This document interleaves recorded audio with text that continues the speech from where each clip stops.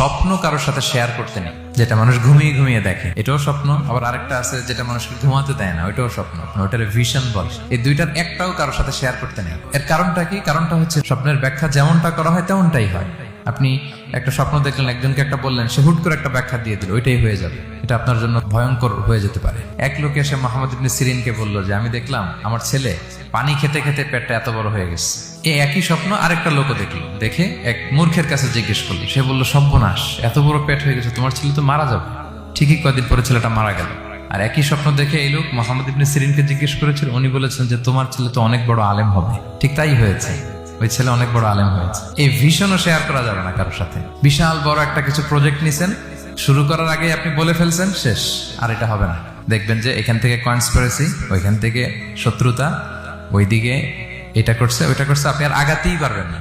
So specially যদি কোনো ভালো স্বপ্ন দেখেন, এট দ্য সেম টাইম খারাপ স্বপ্ন যদি দেখেন, এটা আপনি শেয়ার করবেন না কারোর সাথে। কারণ স্বপ্ন এটা কেবলমাত্র মন মস্তিষ্ক প্রসূত কোনো বিষয় না।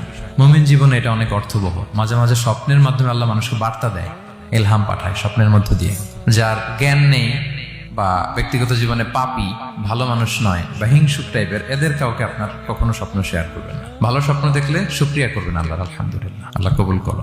খারাপ স্বপ্ন দেখলে পানাহা চাবেন আল্লাহর কাছে।